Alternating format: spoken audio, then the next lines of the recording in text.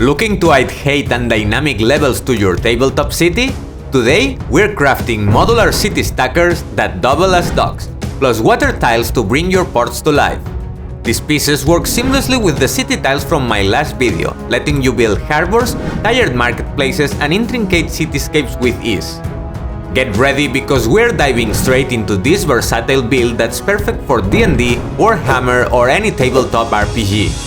Hey crafters, welcome back to HANDCRAFTED. Today we are taking our city tiles to the next level, literally with modular docks and water tiles. These docks aren't just perfect for adding a bustling port to your city, they also double as city stackers, letting you build multi-level layouts for more depth and strategy to your games. We are also crafting modular water tiles, using the same techniques from my ocean board video. But this time, they are designed to fit seamlessly with our city setup. Whether you're creating a coastal town, a sparkling harbor, or a river crossing, these pieces will add so much versatility to your board. This project is a bit more involved, but still super beginner friendly.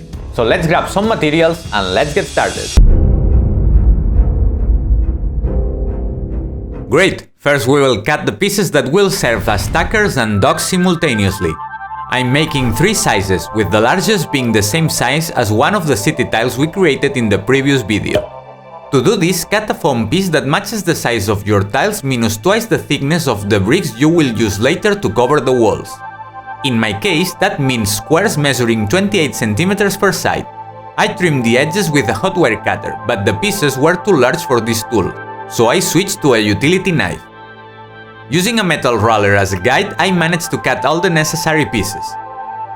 I made 3 sizes, the square one I mentioned, several pieces half the width, and a couple of squares that were half the size of the previous ones.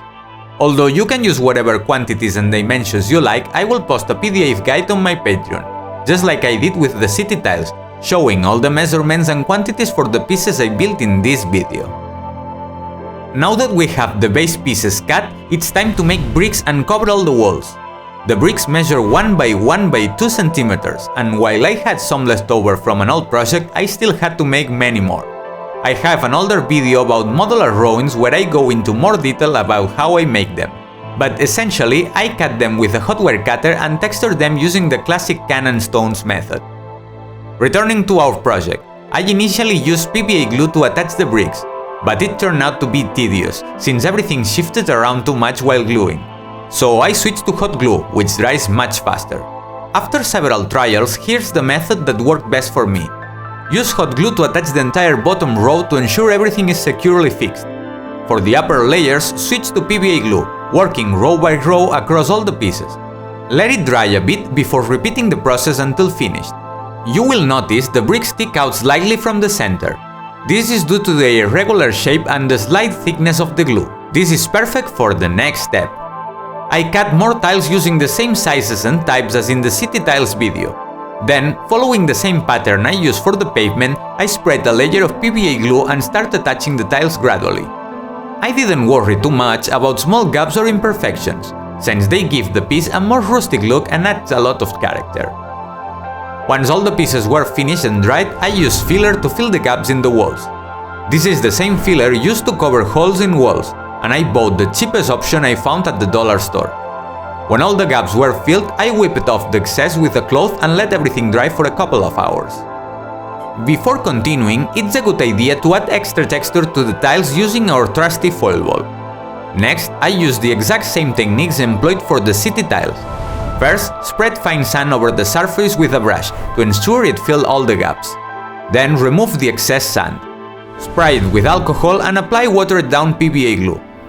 I work in sections since alcohol evaporates quickly and we want it to mix with the glue to reduce its surface tension, allowing it to penetrate the sand and bond it from within. I have to say that before you start, you should plan how many pieces you will need. And to know this, you have to think about what do you want to build for your games. In my case, a nice harbor was the main goal, but I also wanted to be able to recreate a full water board for battleships or even islands. The key here is to have enough flexibility for any ideas that may come up. Alright, we've made the stackers, but what good is an elevated area if we can access it? To solve this, I decided to build a set of stairs. After thinking it through, the design that combines me the most was the Dungeon Stackers 2.0 by Black Magic Craft. I am essentially replicating what Jeremy did in his video, which I will link in the description in case you want to check it out. I just adjusted the measurements to make them slightly smaller. First, I cut a bunch of foam strips, each just over half a centimeter thick. Then I grouped them into 4 sets of 8 strips each. Using an X-Acto knife and a metal roller, I carved lines into the strips to simulate bricks. Once the lines were cut, I widened the grooves with a ballpoint pen. I repeated this process on both sides of the foam strips, and did the same for the remaining strip groups. After that, I used a foil ball to texture the strips, giving them a more weathered look. Now, it's time to mix everything up and reassemble the 8 strips groups. By rearranging them, the lines and textures won't align perfectly, creating a more organic and realistic appearance. All that's left is to glue everything together using hot glue. The pattern is as follows.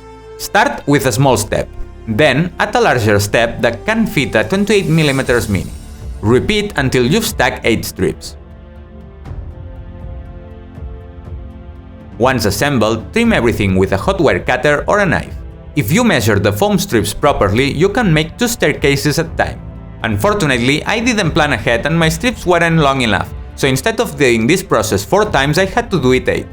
As a result, I now have 8 good staircases and 8 where the top is shorter. But don't worry, I'm sure I will find a use for them in a future project. Once the stair assembly was done, it was time to add the missing texture. I first tried using a modeling blade, but the one I had on hand wasn't sharp enough, so I went straight to the ballpoint pen. With patience, I drew a pattern that matched the lines on the sides, making sure to include the back and the vertical faces of the steps. In hindsight, I think I made the lines of the first stage a bit too curved, but I'm still happy with the result. Later, I aimed for straighter lines, which I think was a good decision. And with that, the stairs are complete. All that's left is to tackle the final main element for this set. By the way, with the quantities and dimensions I used, the pieces I made so far take up a very compact space on my shelf. If you want to access to the PDF with all the quantities, measurements and layouts I used, you can check out my Patreon. Links are in the description and the pinned comment. So now we're going to merge 2 different projects. The aim here is to adapt the techniques I used for my ocean board terrain to the vinyl floor tiles I use for the city tiles, so they are compatible. You can find these tiles in hardware stores, or if not, I've included an Amazon link in the materials section of my website. You will find the link in the video description. Okay, first dilute PVA glue with a bit of water. About 1 part glue to 5 parts water, though I eyeballed the quantity. Expose the vinyl tile adhesive side and apply the mixture. It's important to do this before placing the paper to avoid it sticking in weird shapes. Once everything is well covered, begin layering toilet paper strips, overlapping them slightly. Then wet your brush and gently apply it over the paper, smoothing out the texture while creating wrinkles that will mimic water. In the areas where the paper overlaps, press harder with the brush to increase the wrinkles, forming wave crests. If any part of the vinyl becomes exposed, just add more paper to cover it. Repeat this process gradually until all the tiles you want to make are finished. When you are happy with the result, let it dry overnight or until the paper is completely dry and hard. Before proceeding, it's very important to change the blade of your utility knife. If you don't use a very sharp blade, you're risking tearing the paper or pulling pieces off. Flip the vinyl tile upside down and use the edge of the tile as a guide. Now carefully cut away all the excess paper. And that's the process. Now all that's left is painting and adding the final touches. Alright, before we start painting and really bring these dogs and water tiles to life, take a second to hit that like button if you're enjoying the video. It's a quick and easy way to support the channel and let me know if you want more builds like this. And if you're new here, make sure to subscribe and turn on the notification. I've got tons of exciting terrain ideas lined up that you won't want to miss. Okay, time to grab some paint and give these pieces the finishing touches they deserve. So as always, we will start by priming everything with black acrylic paint mixed with PVA glue. I had to apply a couple of coats to ensure the pieces were fully covered. This will help to protect them and harden them. Once everything is completely dry, we will apply a neutral gray overbrush. I used an all makeup brush for this step since it's quite soft and helps prevent visible brush strokes. Let's continue. As you can see, we are using the same techniques as we did for the city tiles, painting individual stones in different colors to create more tonal variation. I wanted the stackers to match my tiles, though I will give them a distinctive touch later with ink washes. If you want them to stand out more, you can use entirely different colors at this stage. Don't forget the walls, apply the same technique to them. Once everything is dry, we will apply a black ink wash. Prepare this mix by diluting black paint with water and a bit of alcohol. The alcohol helps reducing surface tension, allowing the wash to penetrate the crevices better. This step will desaturate the colors, create shadows, and unify the overall piece tone. When dry, we will go back in with a grey overbrush, but this time only in specific areas. This creates even more tonal variation. Now it's time to work on the undertone using colored inks. Here I decide to slightly differentiate this from the city tiles by choosing a different color palette. Apply the inks to various areas, wet blending them to create gradients and fades. This step makes the piece more interesting and realistic. Once the inks are dry, we will apply a very light white dry brush to highlight the edges and the piece textures. This creates even more contrast with the darker areas. Now it's the stairs' turn. As always, we will start by priming with the usual black acrylic and PVA glue mix. This time I opted for similar color scheme, though feel free to experiment with your own. Apply a nice grey overbrush, leaving the black visible in the groups between the bricks. Follow this with an ink wash using the same color scheme as the stackers, ensuring some variation within pieces. Finally, finish with a very light white dry brush, and you are done! As you can see, this set is fully modular, letting you build a lot of different layouts, from multi-level city streets connected by walkways to different kinds of docks or even an urban river. You can find the full layout guide in my Patreon, so feel free to check it out. Okay, this time I changed the process a bit from my old video. This is because I want a strong primer, as vinyl is way more flexible than the fiberboard I used back then. Therefore, we will start with our usual mix, black acrylic paint with PVA glue. Next, I applied diluted blue paint. Not as diluted as an ink, more like a speed paint or contrast paint. Once dry, I used the same glue to paint some tile spots. I poured the paint directly onto the surface and spread it with a brush. This will give us a nice color variation once it dries. To add a bit more interest, I applied some greening here and there. When that dried, I used a lighter brew for dry brushing the entire piece. This made all the texture and waves pop out. Finally, with a bit of white, we will go over the wave crest to simulate foam. This will give the piece much more depth and increase the contrast level. Great, now we are at the final step, covering everything with PVA glue. This will harden the pieces but also give them a shiny finish to simulate water. Be careful here because not all glues have this shiny finish. You need to use a brand that does, or you won't achieve the water effect. You can also mix the glue with gloss varnish or use glossy Mod Podge. And now that we have all the pieces, don't leave, because we're going to check out the different configurations you can create with these sets, and some of them are going to surprise you.